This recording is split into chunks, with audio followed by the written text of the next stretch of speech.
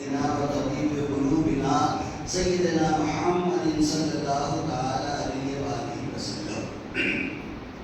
محترم حاضرین، خطبہ مسنونہ کے بعد میں نے جو آیت کریمہ تلاوت کی، اس آیت کریمہ میں اللہ تبارک و تعالی ارشاد فرماتا ہے کہ اے ایمان والو، اے مومنو، اللہ سے ڈرو اور سچوں کے ساتھ ہو جاؤ۔ یعنی اس آیت میں چھوٹی سی آیت ہے، لیکن اس آیت میں تین اہم باتوں کا حکم دیا گیا ہے۔ سب سے پہلی اہم بات یہ ہے کہ ایمان پر قائم رہو، ایمان پر ثابت قدم رہو۔ آج ہماری یا امت مسلمہ کی سب سے بڑی کمزوری یہی ہے کہ ہم میں بہت سارے لوگ کلمہ کہتے ہیں لا الہ الا اللہ محمد رسول اللہ صلی اللہ علیہ وسلم، لیکن کلمے کے حق سے غافل ہیں، اور جو اس کا حق ادا ہونا چاہیے اس حق کو ادا نہیں کرتے، جو ایمان کا تقاضا ہے اس کو پورا نہیں کرتے۔ اور قرآن کریم میں بار بار اس کی تاکید کی گئی ہے کہ ایمان کے تقاضے کو پورا کیا جائے۔ ایمان کے تقاضے بھی یہ ہے کہ ہم نمازوں کی پابندی کریں، ایمان کے تقاضے بھی یہ ہے کہ اللہ کی وحدانیت پر ایمان لائیں، ایمان کے تقاضے بھی یہ ہے کہ رسول اللہ صلی اللہ علیہ وسلم کی رسالت کو دل و جان سے قبول کرے۔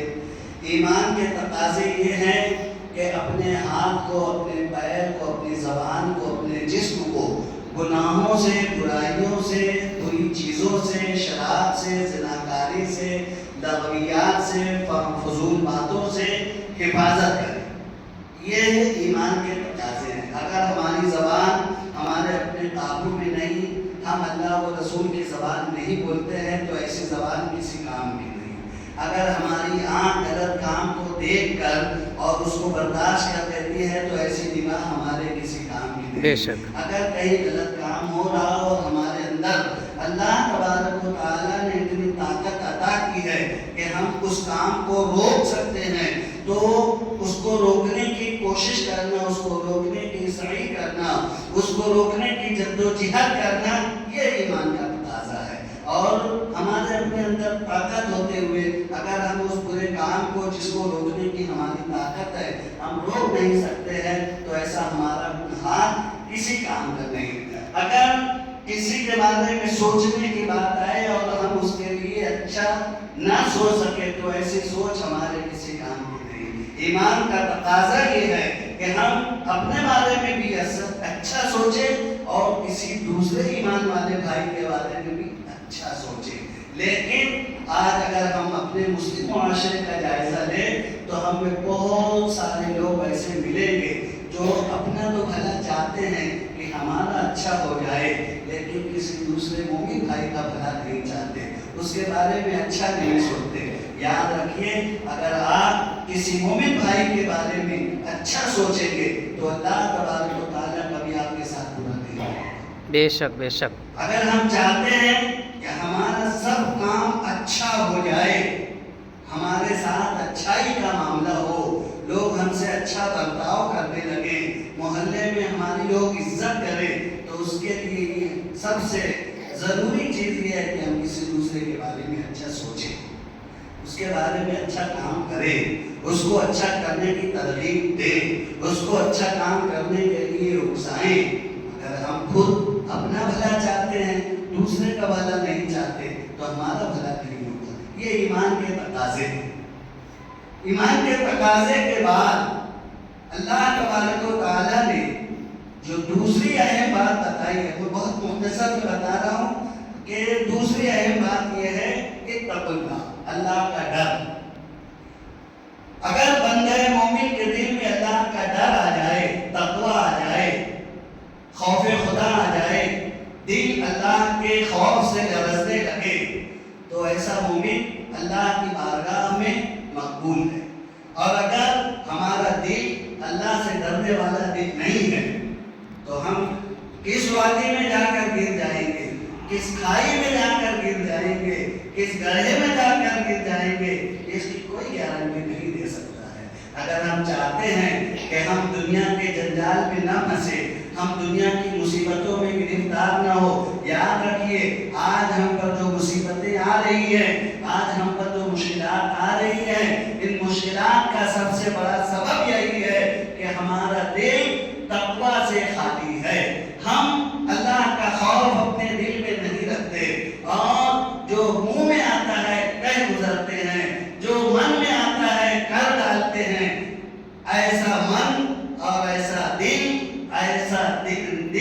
ہرگز ایمان کے تقوی کو پورا نہیں کرتا ہے۔ اس لیے ضروری یہ ہے کہ ہم اپنے دل کو اللہ کے خوف سے ڈرنے والا دل بنائیں۔ یہ ایمان کا تقاضا ہے، اور قرآن پاک میں اس کی بارہا تاکید کی گئی ہے۔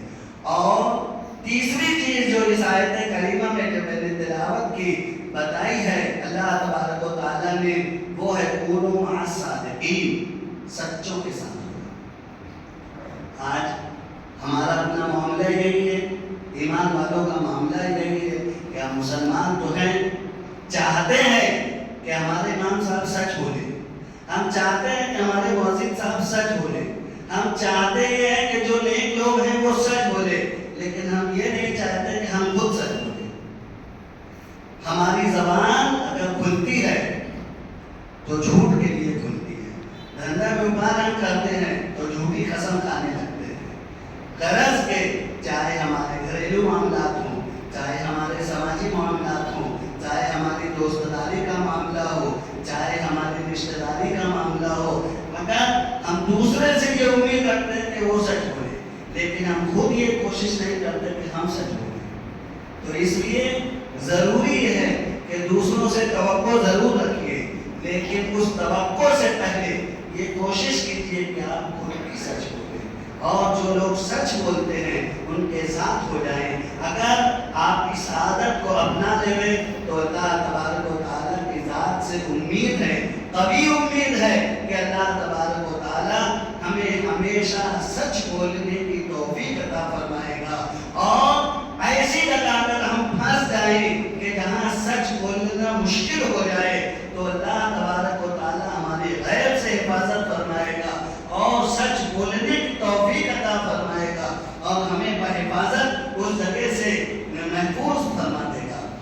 یاد رکھیے سچائی وہ عظیم دولت ہے، یاد رکھیے کہ سچائی وہ عظیم دولت ہے کہ رسول اللہ صلی اللہ علیہ وسلم نے جب لوگوں کو کلمے کی دعوت دی تو کلمے کی دعوت دینے سے پہلے اپنی سچائی کا اقرار کروایا کہ اے لوگوں جانتے ہو مجھے میں کون ہوں؟ لوگوں نے کہا آپ محمد ہیں۔